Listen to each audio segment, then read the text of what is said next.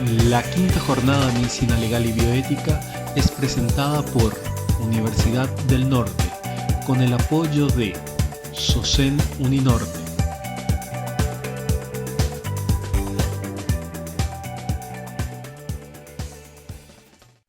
Muy buenas noches a todos, ¿cómo están? Sean bienvenidos a esta quinta jornada de Medicina Legal y Bioética, una actividad que ya venimos organizando con la cátedra desde hace 5 años. Este año estaremos abordando el tema de violencia y los protocolos de atención a las víctimas, un tema bastante sensible e importante para el día a día del profesional de salud, también para los abogados y aquellos estudiantes que en un futuro tendrán que atender a víctimas.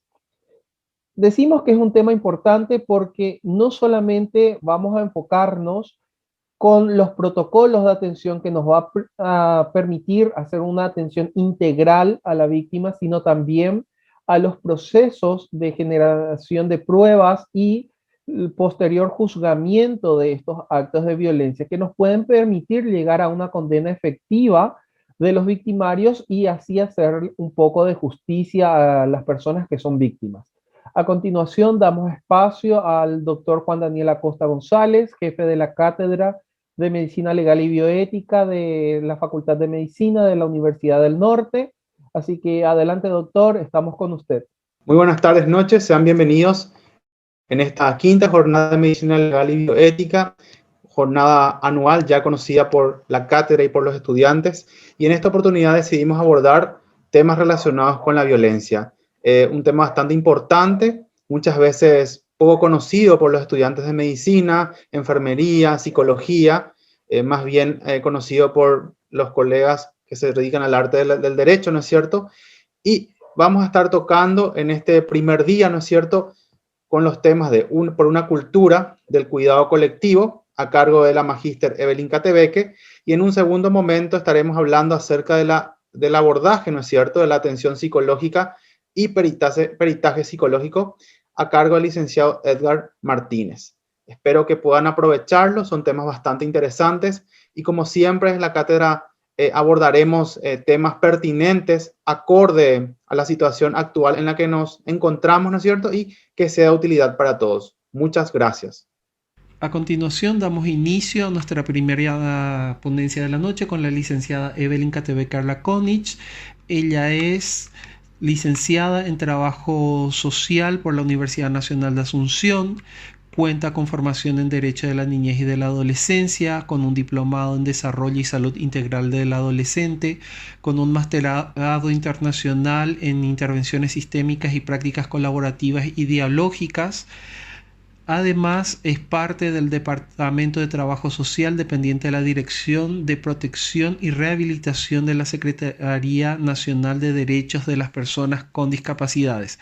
Ella estará dándonos una introducción al tema de las violencias con la ponencia por una cultura del cuidado colectivo.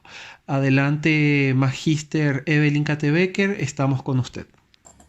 Hola, ¿cómo están? Mi nombre es Evelyn, un placer para mí compartir este espacio con ustedes.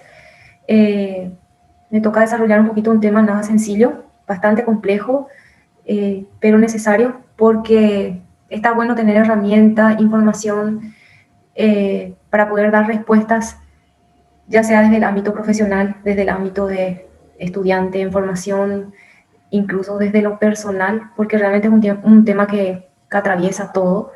Y información van a tener bastante. Lo que a mí un poco me va a tocar compartir con ustedes también es lo que a nivel de políticas públicas hay, especialmente desde el ámbito de la salud. Sé que acá hay estudiantes de medicina legal y de psicología, y un poco quiero introducirme, no hablando del tema o poniéndole ese título tan violento, valga la redundancia, sino hablar desde lo que como sociedad, como comunidad, como país, como colectivo, como grupos, como familias, como personas necesitamos un poco cultivar, trabajar, alimentar, revisar hábitos, justamente apuntando a una cultura que busque más el cuidado colectivo, y dentro de eso entra todo.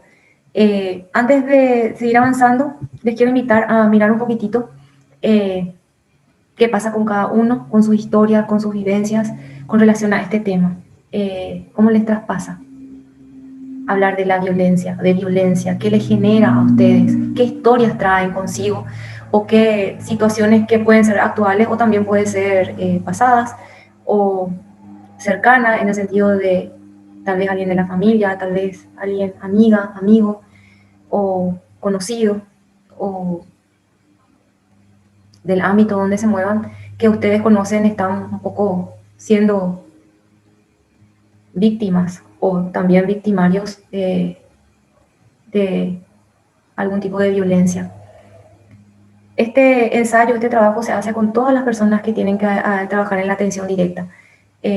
Tomar la conciencia y hacer los procesos individuales con lo que uno trae, con sus experiencias y sus historias, porque imagínense tener que escuchar, atender, administrar y responder a personas que están siendo sometidas por alguna situación de violencia y nosotros a la vez estamos o atravesando algo parecido o no estamos pudiendo resolver o traemos cosas no resueltas. Por eso es que se hace un poco este trabajo como para ir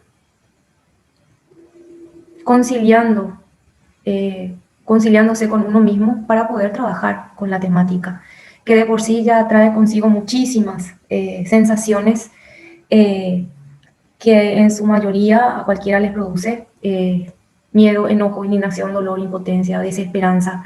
Entonces está asociado un poco con todo lo que lastima, lo que golpea, lo que agrede, lo que son sensaciones, emociones, sentimientos, incluso desde la cuestión física también, todas son negativas.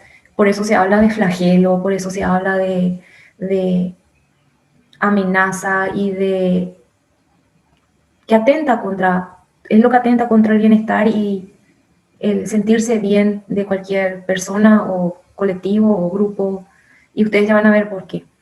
Quiero invitarles a preguntarse, ¿dónde radican las violencias? ¿Cómo se padecen? ¿Quién las evidencia? ¿Cuándo y cómo las advertimos? ¿Cuáles pasan desapercibidas? ¿Cuáles son las violencias cotidianas? ¿Cómo las soportamos? ¿Las soportamos? Un poco, ojalá que a algunas se les quede y les provoque comenzar a intercambiar o reflexionar sobre una de ellas. Es importante mencionar que cuando hablamos de este tema, está muy difícil hablarlo en singular, porque las violencias, en sus diferentes formas, manifestaciones, expresiones, no pueden ser captadas de una manera singular, porque son múltiples, porque incluso pueden estar mezcladas. Algunas son simbólicas, subjetivas, objetivas, materiales. Entonces, para no incurrir en algún tipo de error, es mejor hablarlas en plural. Aunque normalmente se dice, hablemos de violencia, un poco hoy ya los que están más en la teoría y en las reflexiones invitan un poco a colocar el tema de una manera plural. Necesariamente cuando hablamos de violencias hablamos de marcas que quedan. Estas marcas pueden ser físicas, estas marcas también pueden ser emocionales, pueden ser psíquicas, pueden ser marcas incluso desde un análisis un poco más colectivo o social, pero siempre dejan marcas, algunas más crónicas, algunas más graves, algunas más naturalizadas, pero golpea desde todo punto de vista. Hay muchos conceptos de violencia, después vamos a ver con el que nosotros vamos a quedarnos por el tema salud. Hay cifras, generalmente estos números, quienes tienen, y les voy a ser honesta, salud un poco, las violencias que tiene registradas son las relacionadas a muerte, pero no a lo que es mortalidad, que es un poco las cuestiones más relacionadas a causas de consulta o motivos de consulta por consultorio externo. Casi no hay registros a nivel salud, pero sí la Policía Nacional, el Ministerio Público, la Defensoría, el sistema judicial, el Ministerio de la Mujer y el Ministerio de la Niñez, por su sistema de fonoayuda, son los que tienen los principales registros de denuncias, de diferentes tipos de violencias. En el marco de la pandemia fue muy claro que algunos tipos de violencias aumentaron. Denuncias de abuso sexual infantil, casos que se cometieron o sea, las denuncias de abuso sexual generalmente en un 85% tienen como agresora a algún miembro del entorno familiar. En su mayoría las víctimas son niñas. Aumentaron un 78% las violencias de género. Y así sucesivamente. Los números son fríos, pero sirven para análisis y para decisiones a nivel de políticas públicas. Y eso vamos a notar también más adelante. Esto es un resultado del año 2019. Las denuncias de abuso que se recibieron justamente por Fonayuda fueron de 3.431 denuncias de abuso sexual. 85% de los abusos, el agresor pertenece al entorno familiar. Las formas de ejercer violencia son muchísimas, pero las que más nosotros conocemos, o sea, las que más un poco, las más comunes, las más clásicas son la física, la psicológica, la económica, la sexual, que otra vez tiene sus características. Pero la ley un poco de protección a la mujer, que es una ley relativamente nueva del año del 2016, la 5777, ya clasifica o denomina 15 formas de violencia contra la mujer: política, algunas de ellas son la intrafamiliar, la obstétrica, la mediática, la telemática, simbólica, institucional, y así sigue la lista. Ustedes pueden entrar ahora mismo, busquen en la web esta ley y van a encontrar vamos a decir, la explicación de cada una de estos tipos de violencia o formas de violencia.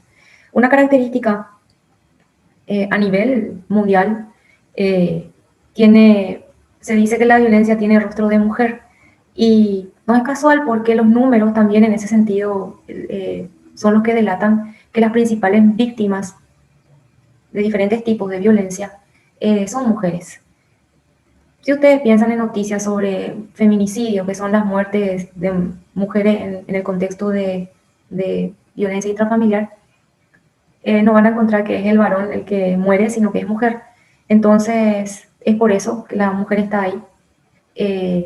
Otros grupos de edad o rostros más encontrados son de niñas, niños y adolescentes, y los de tercera edad. Pero si ustedes le suman que sea indígena o del área rural o guaraní parlante o tenga alguna condición de discapacidad, es como que le suma y le transforma en un combo todavía más vulnerable a sufrir violencias. Pero siempre, en cualquier tipo de análisis que ustedes hagan de cualquier tipo de violencia o forma de violencia que miren, van a encontrar que siempre hay como un factor común en cada una de ellas, en las relaciones que se dan entre las personas que son agresoras y víctimas.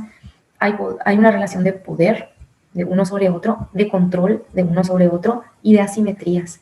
Entonces, esto sirve muchísimo para distinguir que no es porque ella se lo buscó, o porque ella le provocó, o porque ella se merece, o porque a la niña le gusta estar con un adulto, por eso está con el adulto. Yo hablo de relaciones de pareja, o sea, no hablo de relaciones de pareja porque en realidad son abusos, pero eso ocurre cuando uno quiere mirar los embarazos en menores de edad, que tienen como pareja a una persona adulta.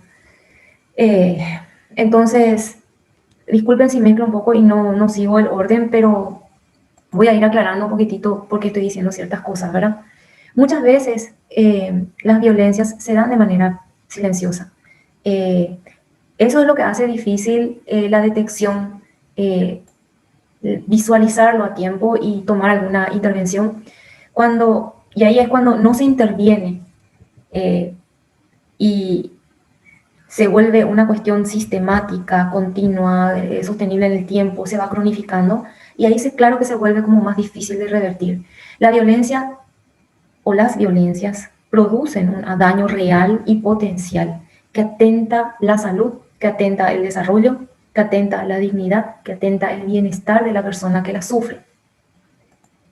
Si miramos un poco lo que sucede en las relaciones amorosas, vamos a profundizar algunos tipos de violencia, ¿verdad?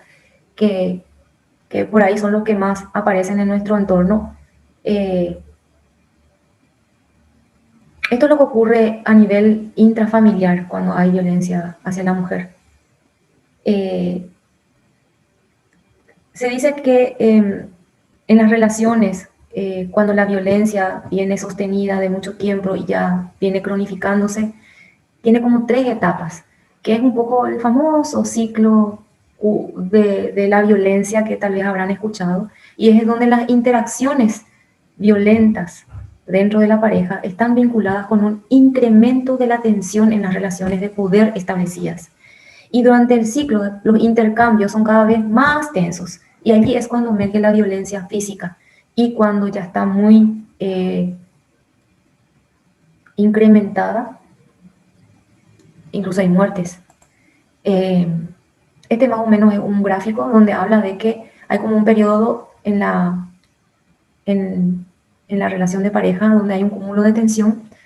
Estamos hablando de los tipos de violencia donde hay, acuérdense, una relación de poder, una relación de control y una relación de asimetrías. Esas son las 3 características siempre.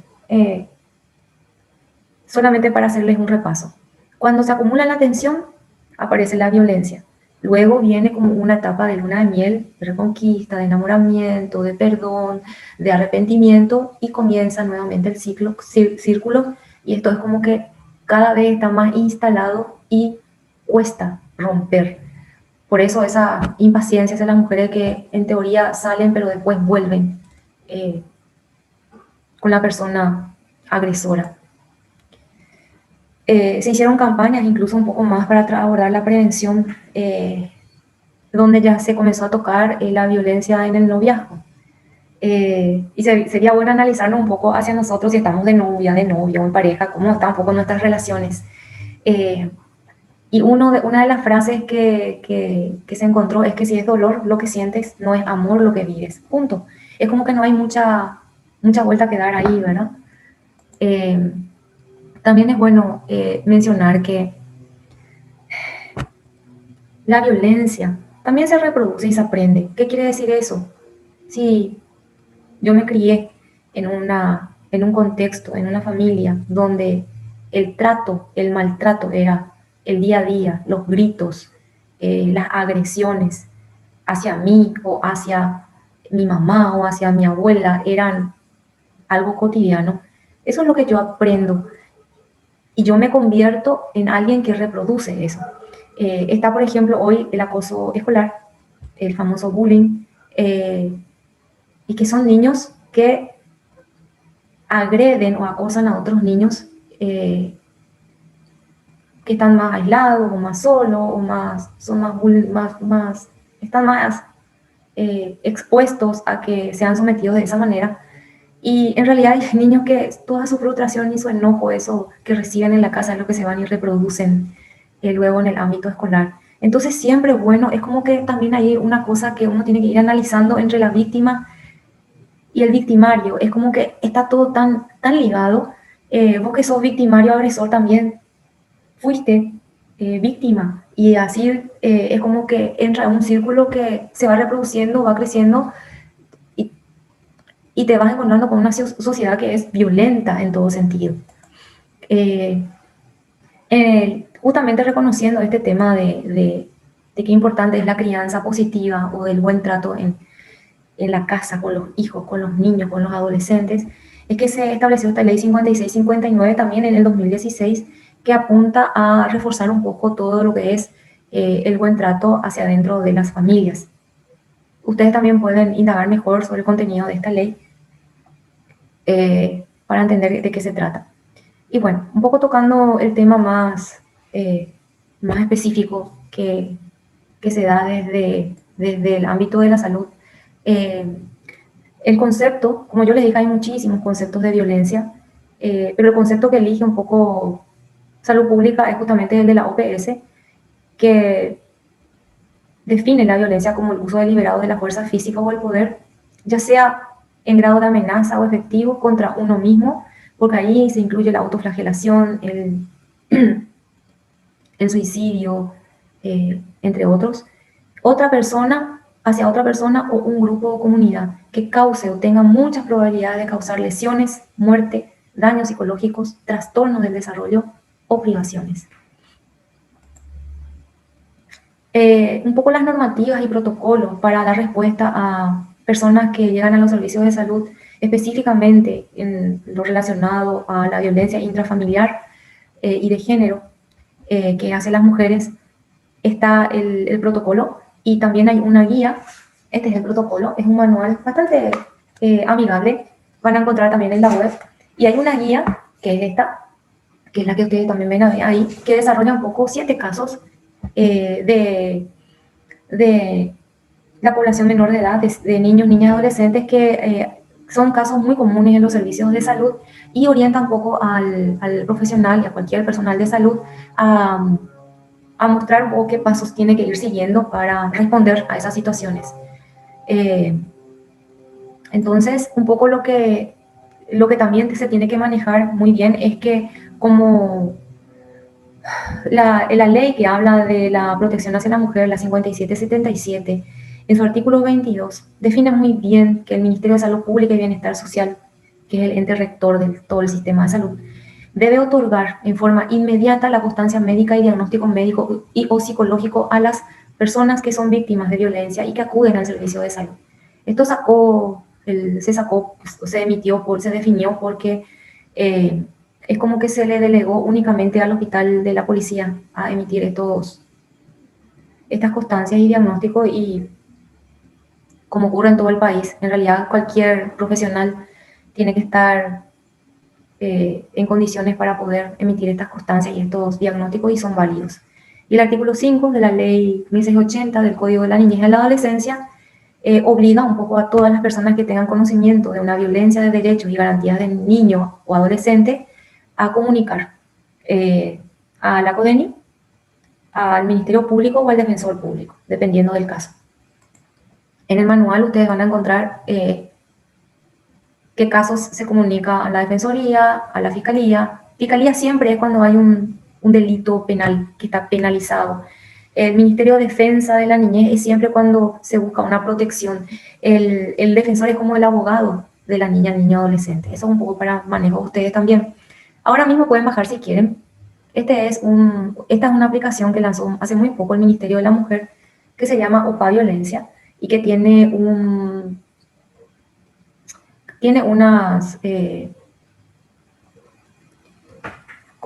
emite como una alerta de peligro, dependiendo de cuál sea si es mujer o si es niña. Recuerden que si es niña también es niña, niño, adolescente, ¿verdad? Aunque diga hay niñas, 147 es para esa población. Pueden revisar y mirar un poquito. Sirve para alertar a las autoridades de esta aplicación. O sea, cuando yo soy víctima, tengo esa aplicación, llamo, me conecta directo a la instancia que corresponde.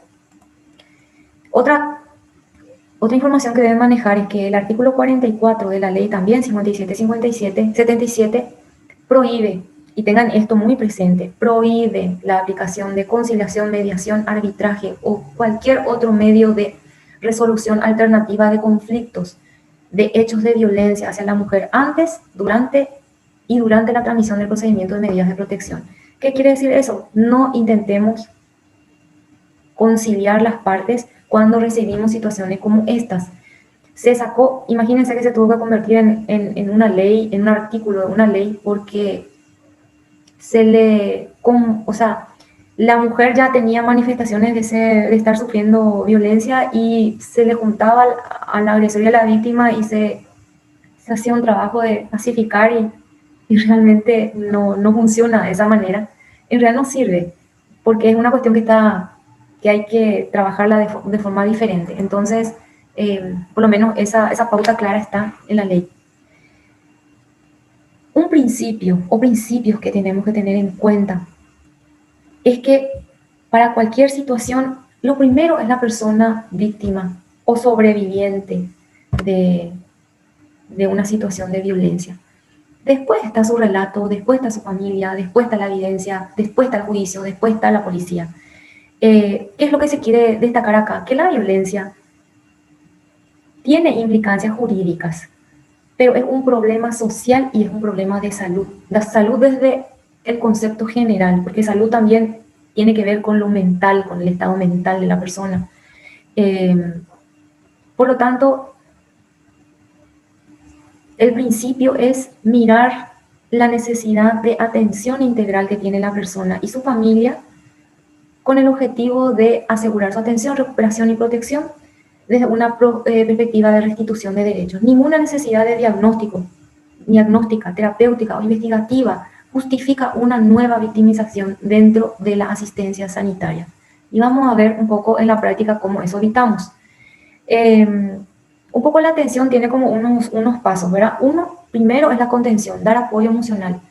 No me dicen, yo soy médico, ¿qué voy a hacer? Sí, primero es la contención a la persona, la escucha, a ver qué me trae, qué me dice.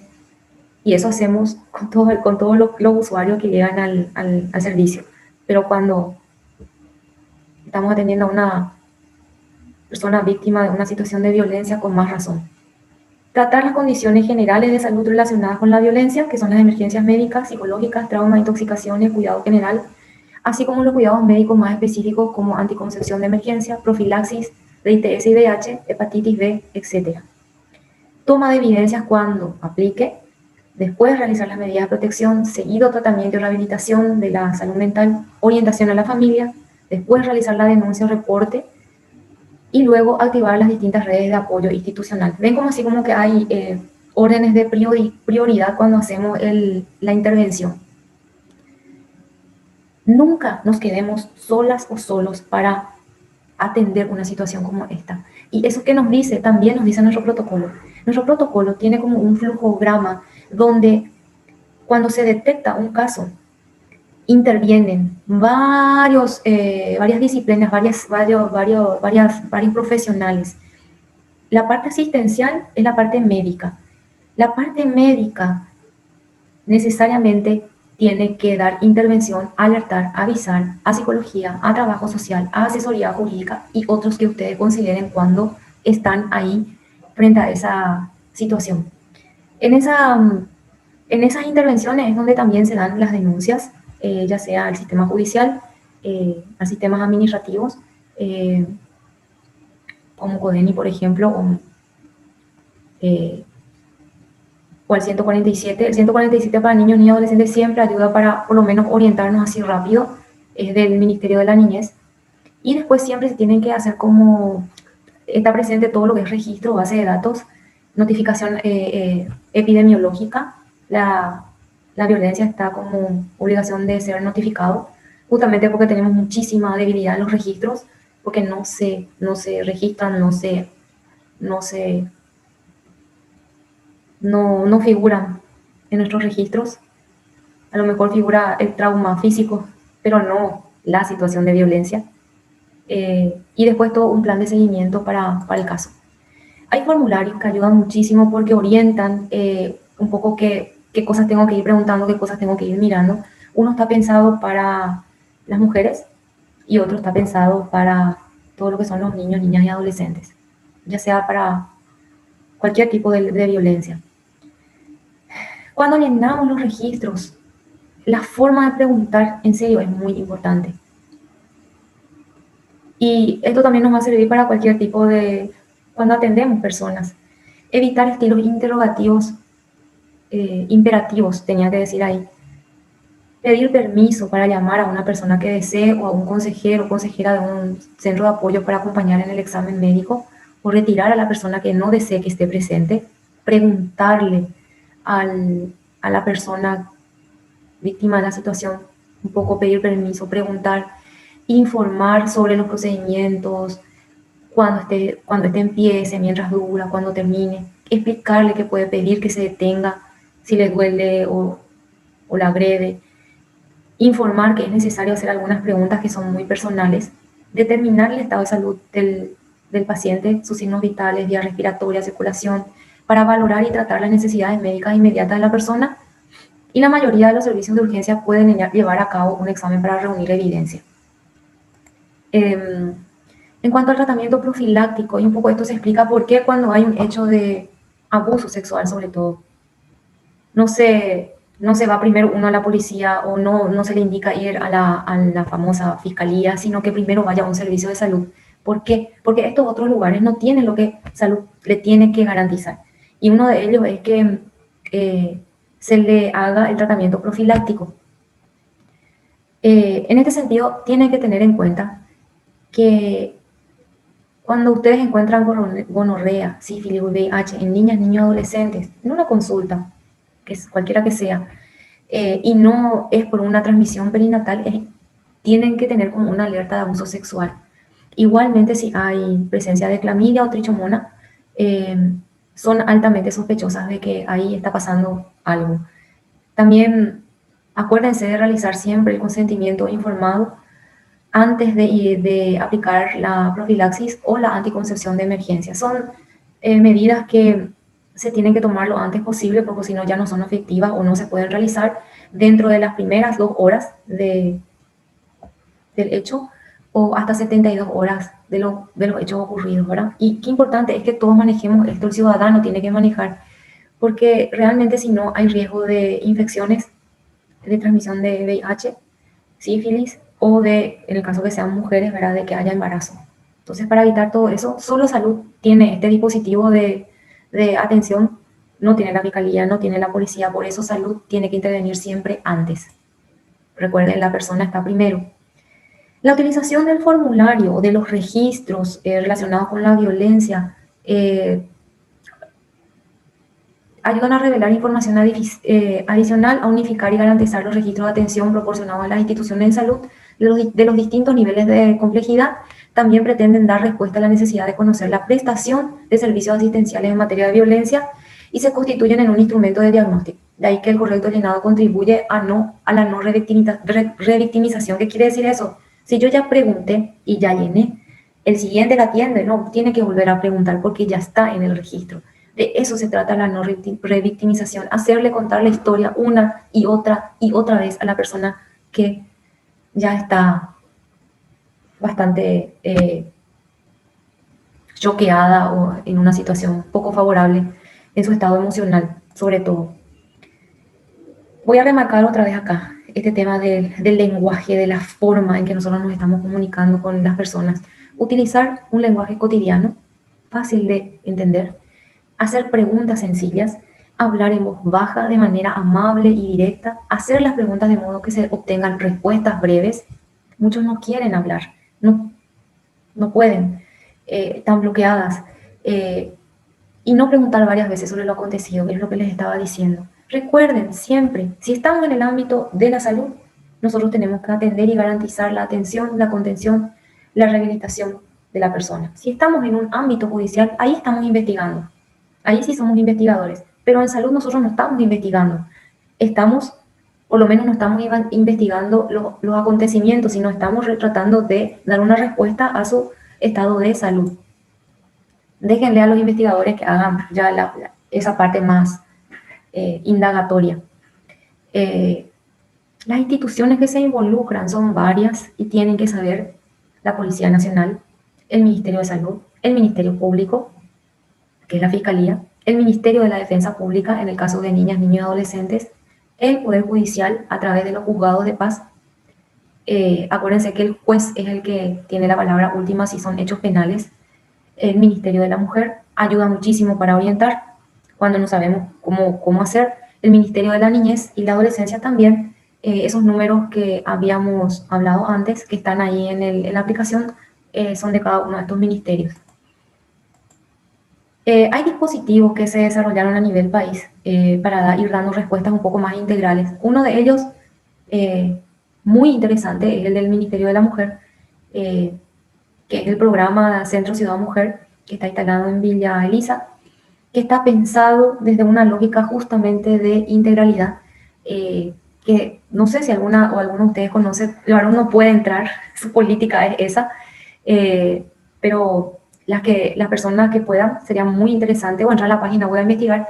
Están organizados por módulos y tienen como, no sé si 17 instituciones instaladas ahí en el lugar, es decir, que ahí mismo la mujer que llega ya hace su denuncia, ahí mismo la mujer que llega ya es atendida en el módulo de salud, ahí mismo puede ingresar a un módulo que es para hacer algún curso de capacitación o hacer algún préstamo por su justamente condición.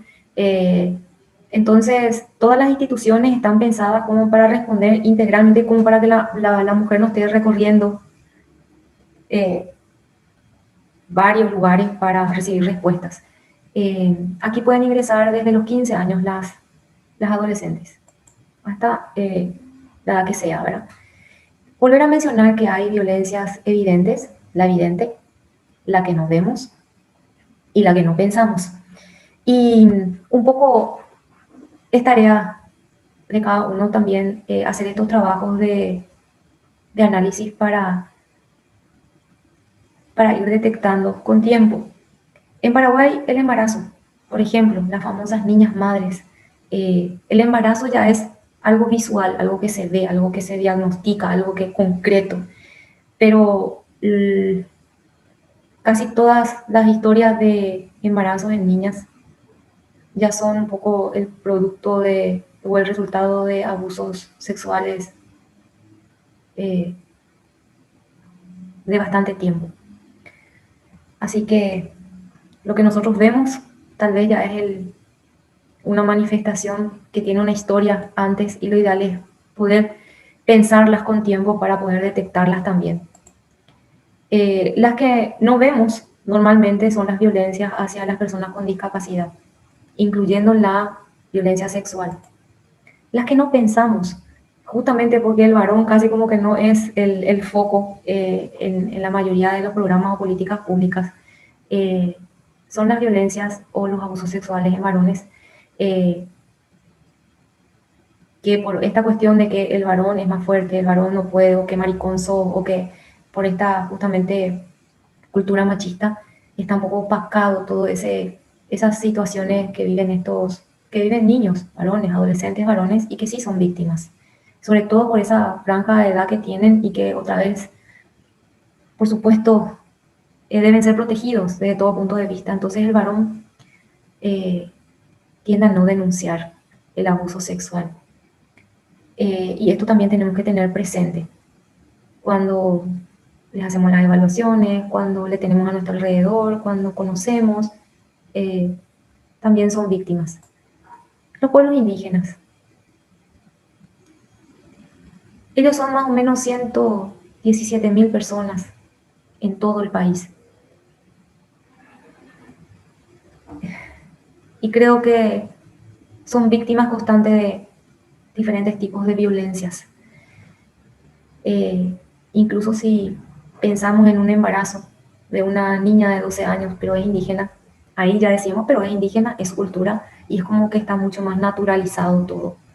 Y sigue siendo una niña, independientemente de su raza, de su origen blanco o indígena,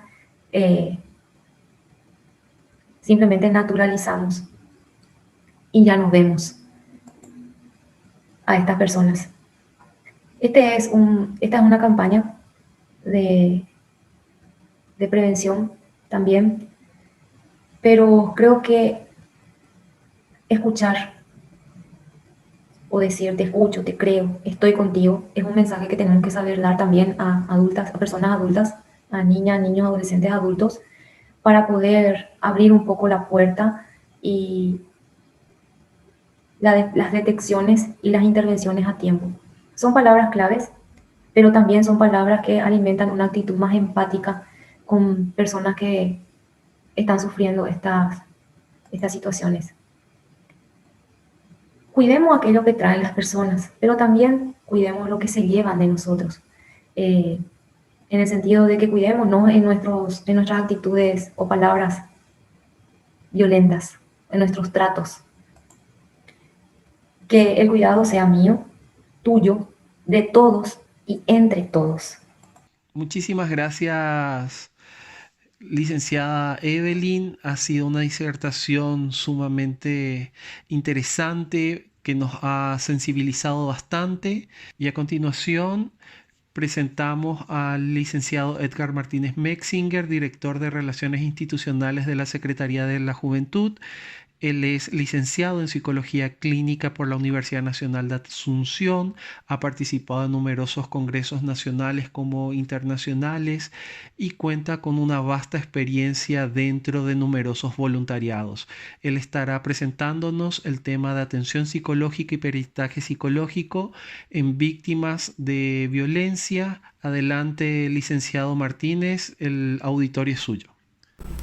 Hola a todos, ¿cómo están? Soy el licenciado Edgar Martínez, licenciado en Psicología Clínica. En esta quinta jornada de Medicina Legal y Bioética me gustaría poder conversar con ustedes acerca del abordaje psicológico, el peritaje psicológico que el profesional psicólogo realiza sobre los casos de violencia y específicamente los casos de violencia intrafamiliar.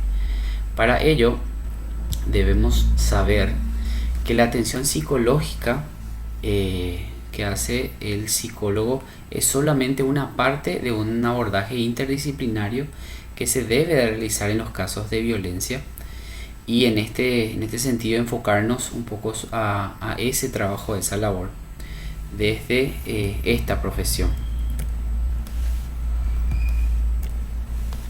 Quiero arrancar haciendo unos aspectos conceptuales con todos. Primero definir lo que es una violencia intrafamiliar, lo que es la violencia intrafamiliar como toda forma de abuso que ocurre en las relaciones de los miembros, entre los miembros de una familia. Sobre todo saber que son situaciones asimétricas en donde existe un lado o elementos o miembros de la familia con más poder sobre otros y donde se ejerce de manera negativa ese poder. Si vamos a definirlo desde la Organización Panamericana de la Salud, debemos saber que la organización define que es toda acción u omisión cometida por algún miembro de la familia en relación de poder, sin importar el espacio físico donde ocurra, que perjudique el bienestar, la integridad física, psicológica o la libertad y el derecho pleno de desarrollo de otro miembro de la familia.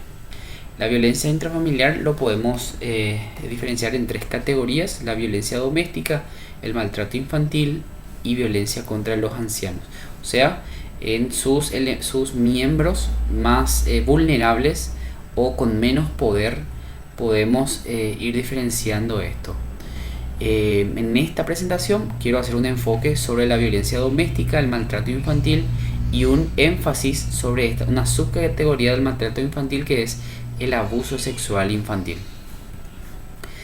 Hablar primero de violencia doméstica como esa violencia que sabemos estadísticamente se da de mayor caso entre el hombre hacia la mujer, pero sabemos que también puede darse viceversa.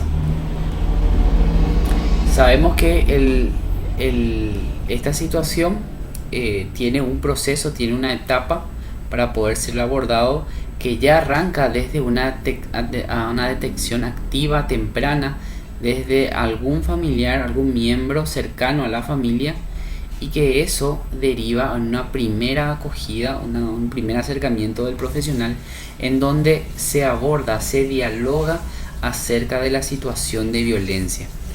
Ese momento para el profesional es un momento bastante, vamos a decirle, sensible, porque hay que hacer un vínculo, una confianza entre el profesional y la víctima de los casos de violencia. En específico podríamos imaginarnos el caso de una mujer violentada por su cónyuge y que a pesar de todo ese proceso se decide acercarse al profesional y quiere de alguna manera compartir esa situación. Obviamente hay todo un esquema, todo un contexto que el psicólogo profesional debe manejar para poder abordar con toda confianza, con toda serenidad y sobre todo con mucha apertura.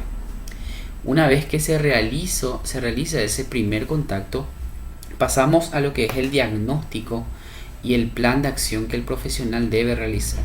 El psicólogo debe determinar el nivel, los niveles de agresión, el nivel de peligro, de riesgo, para obviamente pasar a un plan de acción en donde el psicólogo realizará lo propio, el tratamiento, el seguimiento, el fortalecimiento de la autoestima, las habilidades personales de la persona, y de alguna manera ir equipando, ¿verdad?, con herramientas de protección,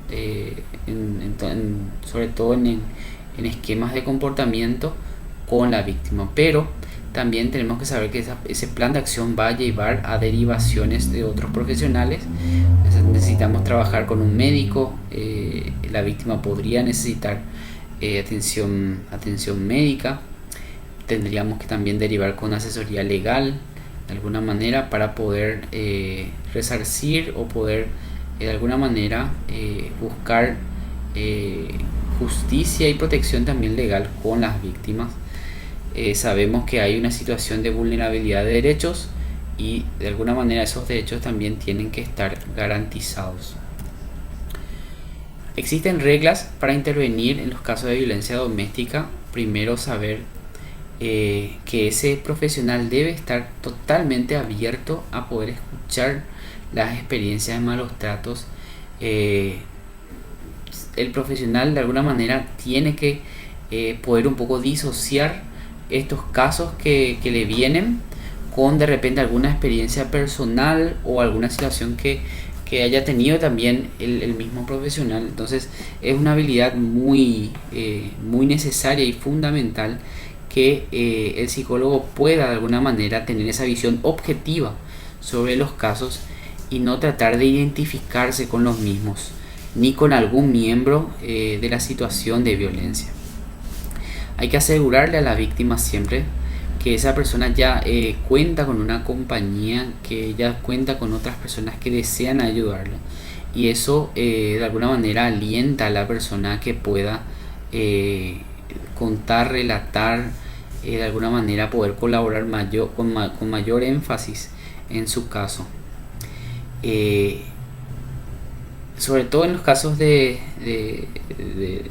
violencia, ¿verdad?, las víctimas tienden a normalizar la violencia, tienden de alguna manera a tener como concepto de que eso es normal, y promover esto de una vida libre de violencia, promover de alguna manera un concepto diferente de que la violencia no necesariamente es algo que se tiene que dar, y realmente es algo que hay que luchar.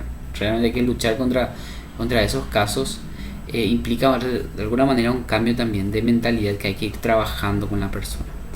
Dar a conocer los recursos que tiene tanto el Estado, la sociedad, la comunidad, el municipio, es algo también que es parte de la labor del psicólogo. Que cada una de las víctimas conozcan los lugares de atención es obviamente fundamental para poder seguir un tratamiento, un seguimiento de los casos.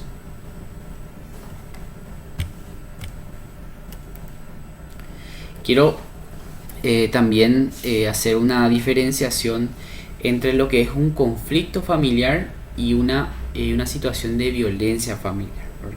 El conflicto es entendido como una diferencia de opinión, una divergencia entre partes de una familia, en donde se trata de alguna manera de poder llegar a un punto medio o a un acuerdo, o tratar de sobreponer una opinión sobre otra, y eso es parte del cotidiano de todas las familias. Ahí, en ese sentido, hay una cierta normalidad, algo muy esperado, y realmente no sabría decirles si existe alguna familia que no tengan conflictos, ¿verdad? Pero sí, la violencia es ese abuso de poder de un miembro. Eso es algo muy particular y es algo que hay que de alguna manera ir erradicando. No hay que normalizar las situaciones de violencia, el psicólogo debe de alguna manera eso establecer muy bien en las víctimas y debe darle otra visión, otro panorama a los que acuden a terapia. Lo primero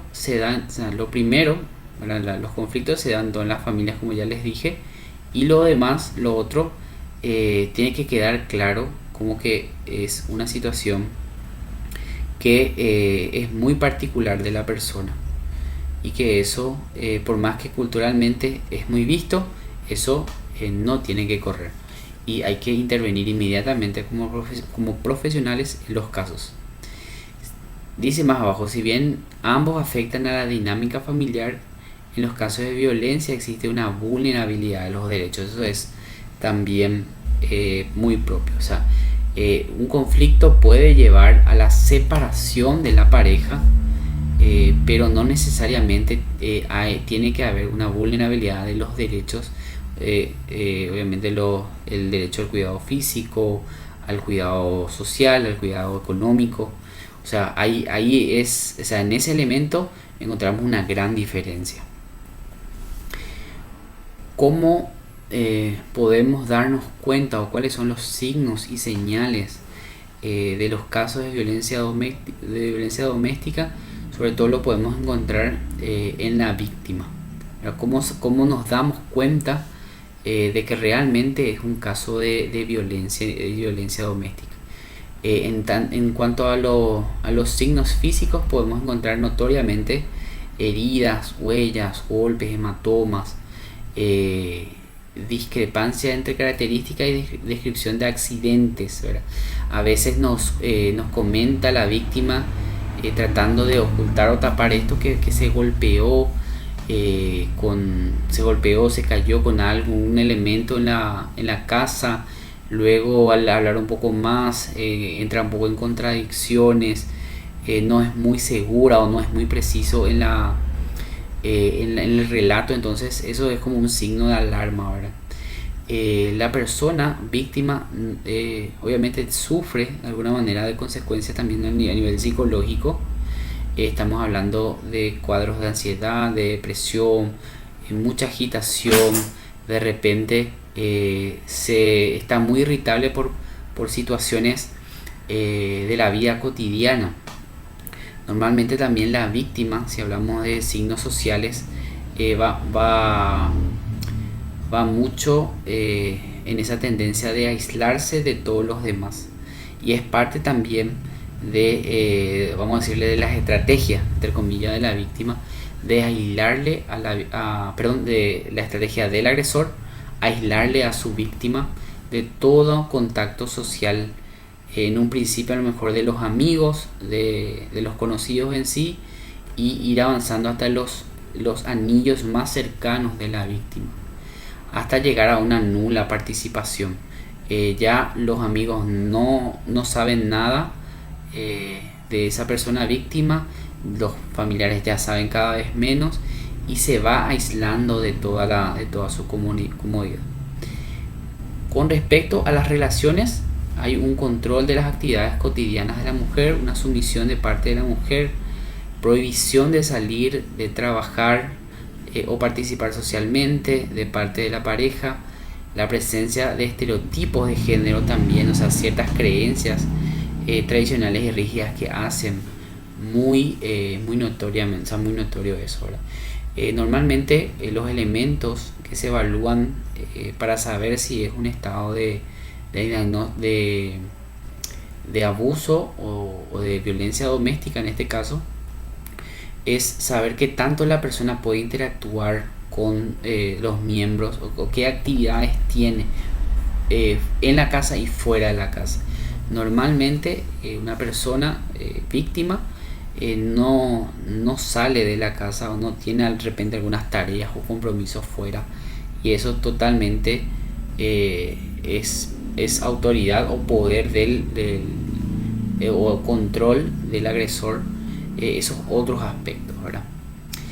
Esa actitud, como dice acá también, la actitud de la víctima, son otros signos, ¿verdad?, que uno puede notar en la consulta al tratar con la víctima. Estamos hablando de temor, nerviosismo, ausencia de contacto visual, inquietud, sobresalto al menor ruido, o sea, un estado de irritación, ¿verdad?, constante, entre otro tipo de características, ¿verdad? Un estado emocional constante, como saben, de tristeza, de miedo. A veces esas ideas suicidas también pueden aparecer de manera muy explícita o implícita en ciertas actitudes. Y obviamente sabemos que hay otros signos, ¿verdad?, otros síntomas que como profesionales nos debe de alguna manera llamar la atención.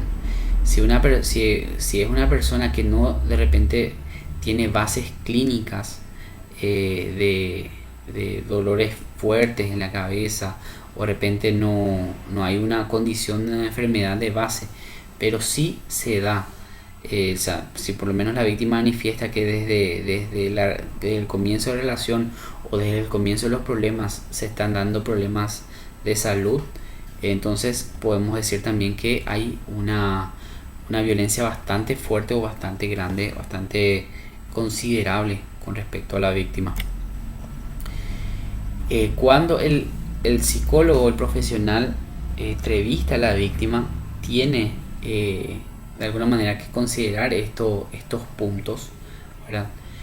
La escucha activa, un espacio de contención, establecer la intervención como un proceso gradual, respetar las decisiones que toma la víctima. Eso es mucho de la objetividad que tiene que tener el profesional. El profesional psicólogo no tiene la labor de darle todas las soluciones o de alguna manera presentarle una guía exacta de lo que esa persona tiene que hacer, pero sí orientar con respecto a lo que tienen que ser sus medidas o sus habilidades para protegerse. No podemos ya no contar con la voluntad de la víctima en estos casos, y es la víctima la que también tiene que seguir tomando decisiones, porque tiene que tener esa habilidad de tomar decisiones con respecto a la situación. Obviamente el profesional tiene sus pautas de orientaciones, pero no puede tomar las decisiones o no puede imponer decisiones a la víctima.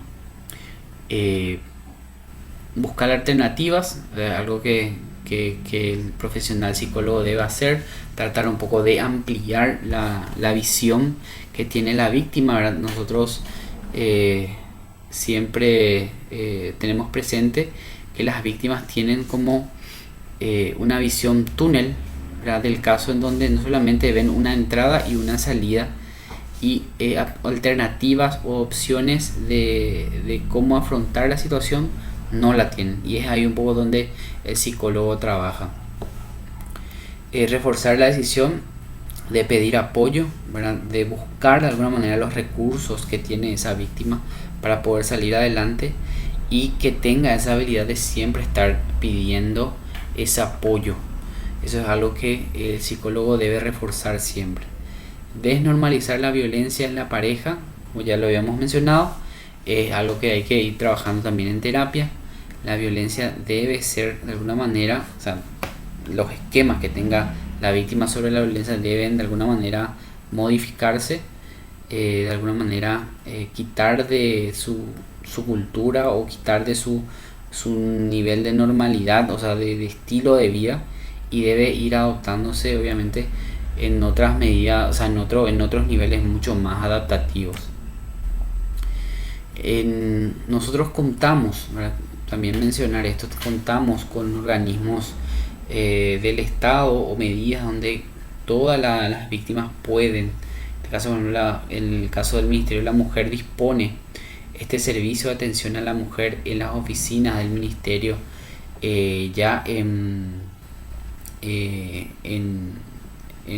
la instalación del Ministerio, donde hay un abordaje legal, psicológico, médico sobre todas las víctimas. Hay una línea SOS Mujer, una línea, o sea, un número de teléfono 137, en donde todas las mujeres también pueden tener una atención de emergencia ante los casos de violencia, y es una línea gratuita y dispuesta para todas las telefonías del país, y como ya les mencioné, sin ningún costo. Con respecto a otro tipo de violencia intrafamiliar, el maltrato infantil, acá debemos de tener muy presentes también que hay ciertas similitudes en el trabajo que se hace con la violencia doméstica, pero obviamente tiene su particularidad el abordaje a menores que están sufriendo de maltrato infantil. La gran diferencia, podría decirles, con respecto a de repente otro tipo de trastorno psicológico, de repente otra situación, otro conflicto psicológico que pueda tener el hijo, ¿verdad? El hijo, la hija, el miembro de la familia, es que en el maltrato infantil normalmente ese apoyo de los padres no se consigue o se ve de alguna manera dificultada por la situación. Definir los tipos de maltrato que podemos tener: el maltrato físico, el maltrato emocional o psicológico, la negligencia, o sea, no ofrecer todos los deberes o las tareas del padre para de alguna manera cubrir las necesidades del hijo. En el sentido de la negligencia es también una forma de maltrato. El abandono, el no cuidado, tanto el aspecto físico, emocional, social, educacional, es también una forma de maltrato infantil. Y el abuso sexual, por supuesto que, como ya les mencioné, vamos a ir abordando más detenidamente ese elemento. Existen reglas para la intervención de estos casos de abuso. El maltrato infantil presenta factores de mayor vulnerabilidad que las personas que las otras formas de violencia, en la familia. ¿Por qué hay una mayor vulnerabilidad? Porque la víctima está aún en su desarrollo físico, desarrollo mental, no tiene todas las habilidades que tendría una persona adulta, ¿verdad? Eso da diferencia de, por ejemplo, una mujer violentada o un anciano que de repente ya tiene cierta cantidad de experiencia y tiene obviamente mucho mayor conocimiento de cómo desenvolverse en la vida que el niño. Entonces esa vulnerabilidad se da aún mayor porque también sabemos nosotros en psicología que los padres, los tutores o las figuras de autoridad del niño normalmente son sus parámetros para poder saber, por ejemplo, si está bien o no algo o alguna situación en la vida. Y cuando justamente los parámetros son los que, por ejemplo, por ejemplo, las personas que lo violentan, lo agreden, obviamente hay una gran disonancia, un gran conflicto interno dentro de los chicos. Es necesario tener siempre presente el interés superior del niño, la niña o el adolescente que sufre violencia. Eso es un elemento que los profesionales en psicología deben manejar muy bien, ya que la situación de conflicto nos puede tener en rivalidad, de alguna manera decirlo, ¿verdad? Con los padres. A veces son los padres los que a lo mejor no están buscando su interés superior, o otros familiares, y es ahí donde el profesional debe velar por este interés superior del niño y debe tomar todas las medidas para poder intervenir correctamente y buscar justamente ese elemento.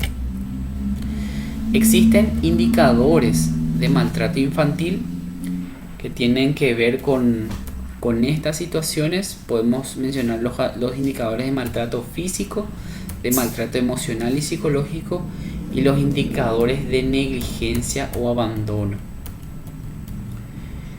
En los indicadores de maltrato físico hay signos físicos puntualmente en los niños. Hablamos de lesiones en la piel, moretones en distintas partes del cuerpo, rostros, fracturas de repente en diversas fases de cicatrización, diferentes de diferentes datas o no tratadas, ¿verdad?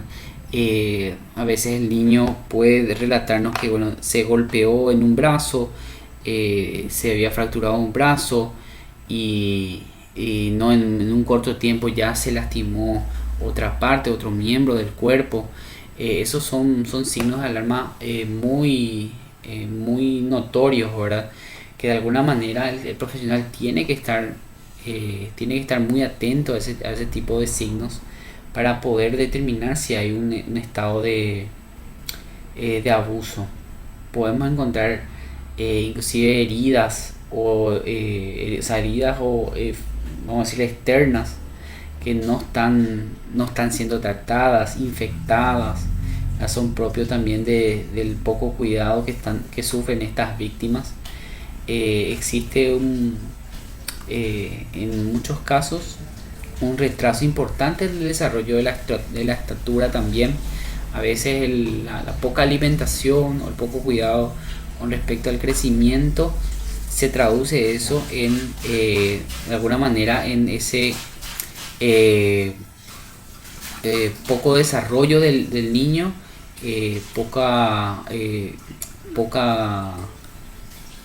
poco crecimiento, vamos a decirlo, dentro de lo que se espera o la media que se espera para la edad que tiene. Entonces ahí tenemos que tener en cuenta el comportamiento del niño. Es también algo que hay que observar. A veces se manifiesta cauteloso al contacto físico, reacio, se muestra aprensivo cuando otros niños lloran, manifiesta conductas extremas. A veces el niño que es víctima es muy agresivo, es agresivo con sus pares, parece tener miedo a sus padres o al volver a su casa. Informa que su padre o su madre le ha causado alguna lesión. O sea, eso, en algunos casos, pero a veces no. Hay mucha agitación o excitación también del niño cuando se habla del tema. Trastornos del sueño o la alimentación también. Podemos hablar también de conductas conductas de los cuidadores o familiares que traen al niño también, ¿verdad? Hay que observar mucho qué reacción tienen los padres con respecto a poder hablar de estas situaciones cuando son confrontados. Normalmente el relato de los padres o cuidadores no concuerda muchas veces con la intensidad o las características de las lesiones observadas. A veces tienden a minimizar lesiones que son muy graves. Las historias o los relatos pueden ser cambiantes o inconsistentes. En muchos casos se intentan ocultar también la lesión del niño o proteger su identidad de la persona responsable de esta, ¿verdad? Se trata de no mencionar quién fue el que le agredió, quién fue el que lo ocasionó, ¿verdad? Eso un poco también en el abordaje, en las entrevistas, nos podemos dar cuenta. Algo muy relacionado también, en este caso, con las figuras de autoridad, los padres, los tutores de los niños en caso de víctimas, es la presencia de abuso de sustancias, de alcohol u otras drogas. Es un indicador común en este tipo de casos. Cuando hablamos, por ejemplo, de indicadores de maltrato emocional o psicológico, estamos hablando de que el niño puede presentar retraso de alguna manera también en su desarrollo psicológico, en su nivel cognitivo, fruto un poco también de ese descuido o ese maltrato. Ellos no pueden responder a nivel escolar a las exigencias que a lo mejor tiene el nivel en el cual están cursando. Las repitencias, los problemas de aplazos, a veces son también indicadores de algún tipo de abuso infantil.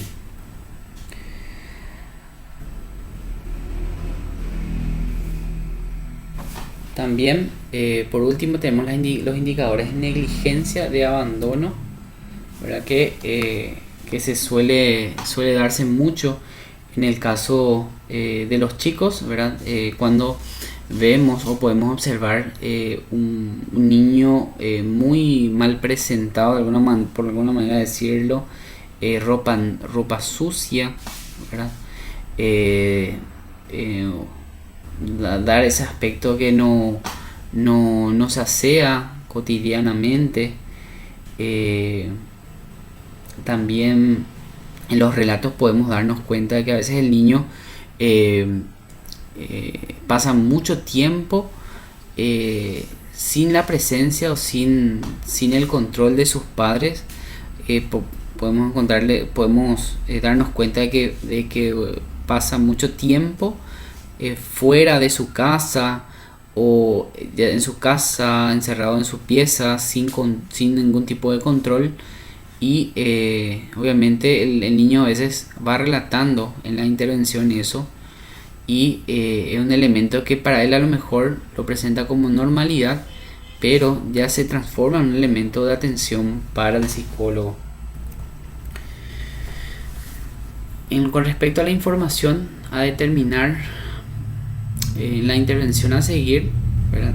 El psicólogo debe de alguna manera establecer las características del incidente específicamente, si es que fue una agresión física, si es solamente falta al cuidado, si de repente es falta a algunos derechos puntuales del niño, saber qué tan vulnerable es la víctima, para saber qué tantas veces se da eso en el transcurrir del día, de la semana, conocer muy bien a los cuidadores, determinar si los cuidadores puntuales, o sea, los padres, por ejemplo, son los que agreden, o es otro miembro de la familia también, que a lo mejor no es del núcleo familiar, pero está siempre en contacto con la víctima. Obviamente ahí hablamos entonces del entorno familiar, y de alguna manera establecer una respuesta ante la intervención, sobre todo de cómo el psicólogo, teniendo en cuenta todo ese contexto, puede establecer ese plan de acción. El psicólogo debe de alguna manera también tener una conducta propia, ¿verdad?, que marca un poco la profesionalidad del mismo. Ya lo habíamos mencionado, ¿verdad? No caer, por ejemplo, en la culpabilización del niño con respecto a lo que le pasa. El niño puede presentar actitudes de rebeldía, actitudes de rechazo, o mismas actitudes agresivas con el profesional o con sus padres, pero en ningún momento el profesional debe culpabilizarlo en ese sentido, ni culpabilizar la situación de violencia por un comportamiento que tiene la víctima. El psicólogo siempre debe demostrar interés, tanto verbal como no verbalmente, a lo que el niño nos pueda contar, tratar de darle su tiempo, no interrumpirlo, darle esa seguridad también de que lo que cuente la persona lo va a tomar como cierta, o sea, el psicólogo lo va a tomar como cierto y va a tratar de ayudar en lo posible para que ese conflicto, esa situación se pueda solucionar.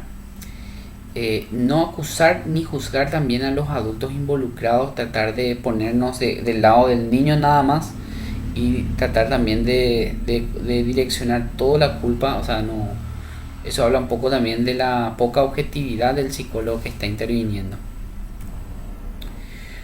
Y acá me gustaría también poder hablarles sobre el abuso infantil, el abuso sexual infantil, que es una situación de mucho cuidado que el psicólogo clínico, desde su evaluación, de la evaluación de la entrevista, como a través de instrumentos de psicometría, instrumentos de diagnóstico infantil, lo van determinando. Existen muchos, una gran batería de test que nos ayudan a los profesionales a poder determinar el abuso en las diferentes edades que puede tener un niño, y teniendo en cuenta obviamente su capacidad de desarrollo cognitivo y lo que nos pueda transmitir.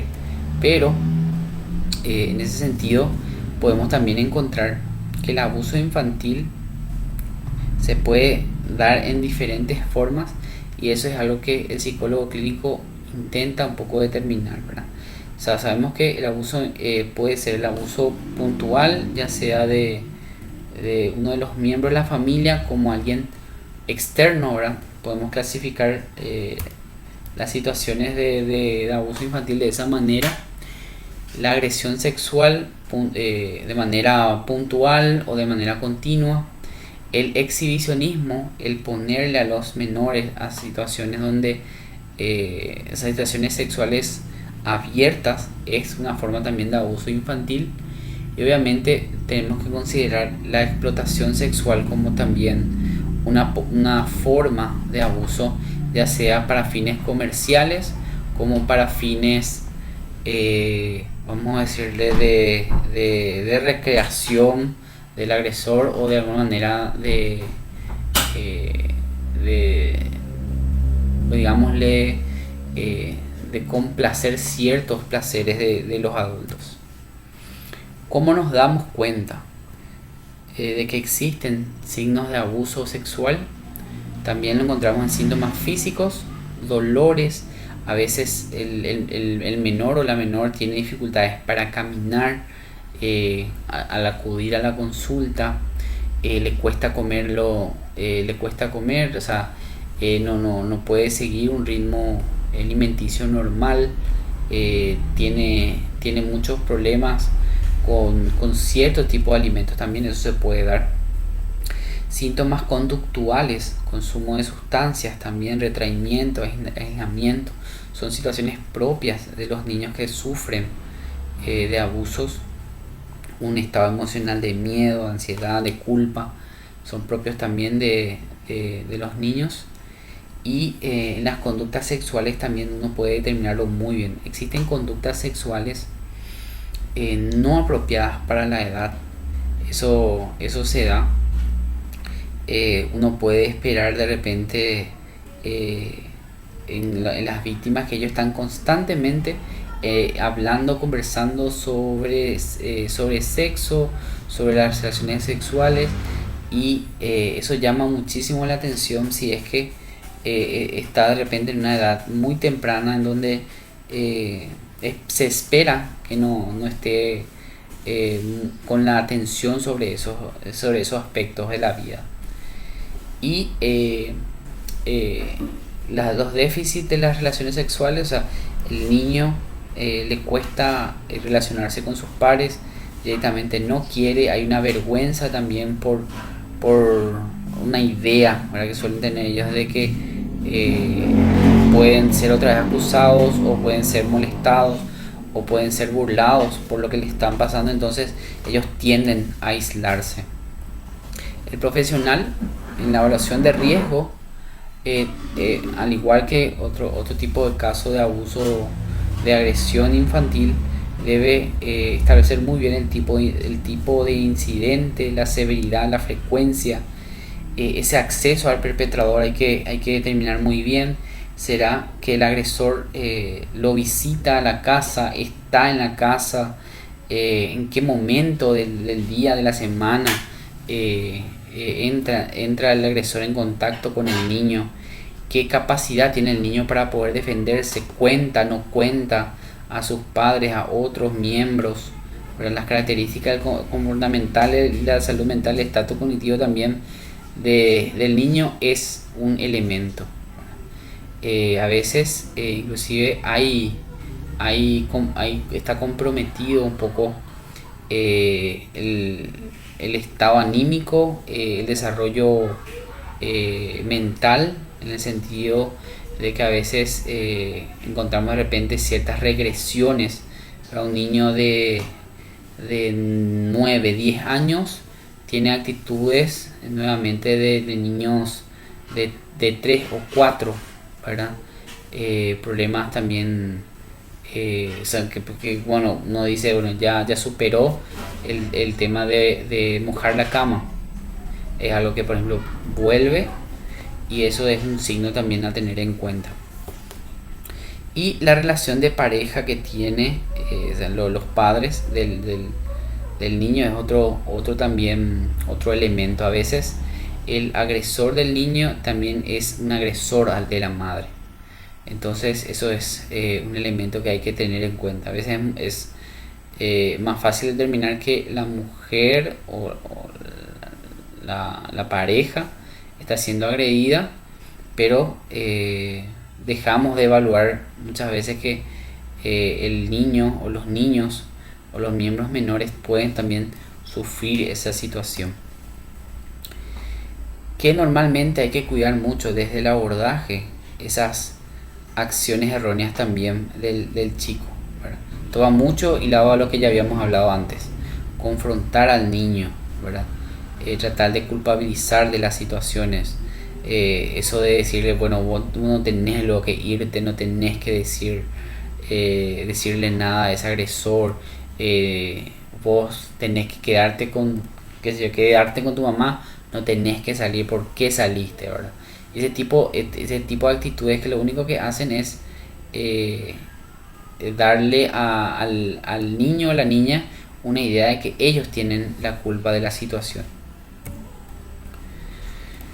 Recomendaciones para evitar los abusos sexuales, sobre todo para la familia: acompañamiento dentro y fuera de la casa, comunicación efectiva y cercana con el niño, pedir a los niños que den aviso ante malestares, medidas para la recepción de visitas en el hogar, ¿verdad? Saber, por ejemplo, si vamos a recibirle a un tío, una tía, un primo, saber que los niños, si de repente van a ceder sus espacios para que el familiar se quede, ellos al ceder esos espacios, ellos queden resguardados con los padres en los días de visita. Hay que hacer de alguna manera ciertos acuerdos, ciertas reglas en casa para siempre tener presente el cuidado de los hijos. También, para ir finalizando, comentarles también que existe un directorio de servicios de protección para niñas y niños y adolescentes del Paraguay. Esto es dependiente del Ministerio de la Niñez y la Adolescencia. En el portal del Ministerio podemos acceder por departamento, por ciudad, los locales o los centros de atención a niños que sufren de alguna manera de algún tipo de agresión, donde de repente un familiar, un vecino puede de alguna manera dar aviso al caso. Acá en este portal encontramos el número de teléfono, la dirección de todas las consejerías municipales, por ejemplo de niñez y adolescencia, ¿verdad?, que están en los diferentes departamentos, en las diferentes ciudades del país. Más que nada reiterarles mi agradecimiento, reiterarles las gracias por estar en esta quinta jornada de medicina legal y bioética, y me quedo a las órdenes para lo que se necesite. Muchísimas gracias. Queremos agradecer de esta manera a la Magíster Kate Becker, al licenciado Martínez por las brillantes disertaciones del día de hoy. Esperamos que los temas que hemos abordado en este primer día hayan sido de utilidad y de interés de todos los que han asistido. Muchísimas gracias también por la acogida, que ha sido masiva, a todos los que se han podido conectar el día de hoy. No nos olvidamos de dar un agradecimiento a los chicos de la Sociedad Científica de Estudiantes de Medicina de la Universidad del Norte, que nos han brindado el apoyo técnico para poder llegar hasta ustedes a través de este canal de YouTube. También a la Universidad del Norte, que nos ha brindado el apoyo para poder realizar estas jornadas ya desde hace bastante tiempo sin ningún tipo de interrupciones. A continuación, damos espacio al doctor Juan Daniel Acosta para algunas palabras de despedida, y posterior a eso daremos algunos anuncios para que puedan tener en cuenta para la certificación. Adelante, doctor. Me sumo a las palabras del profesor Igor, agradeciendo a los ponentes primeramente por tan buena exposición y clara, sobre todo, y gracias a todos los que pudieron conectarse, ¿no es cierto? Y espero que hayan podido aprender un poco más acerca de violencia, ¿no es cierto? Y todo lo que implica el abordaje sobre todo. Y no olviden que mañana estaremos nuevamente conectados desde las 19 horas con otros temas bastante importantes, así que esperamos que puedan conectarse nuevamente y que sea sobre todo provechoso para cada uno de ustedes. Muchas gracias. Sumado a las palabras del doctor Acosta, El día de mañana estaremos hablando de justicia y víctimas de violencia, teniendo un poco el enfoque de lo que es la acusación y el proceso de juzgamiento de los victimarios hasta llegar a una condena efectiva. Veremos la importancia de los procesos probatorios. Además, también hablaremos un poco de los síntomas de violencia, los cuales tendríamos que estar atentos en una consulta que podrían darnos indicios de que estamos ante una víctima de violencia para poder activar el protocolo y brindar, digo bien, una atención en forma oportuna e integral a las víctimas. También recordarles que a lo largo de los 3 días estará siendo compartido al final de la videoconferencia en el chat de YouTube el link para la certificación. Deberán de asistir necesariamente a 2 de los 3 días por lo menos para poder acceder a la certificación en sí. Agradecer una vez más a los chicos de la Asociación Uninorte y como nos han pedido, les recordamos y les pedimos a todos los que están asistiendo que puedan suscribirse al canal de YouTube, que activen las notificaciones con la campanita, así estarán siendo informados de todo el contenido actualizado, de todas las innovaciones que va teniendo el canal a lo largo del tiempo. Una vez más, muchas gracias. Nos reencontramos el día de mañana a las 19 horas por este mismo canal.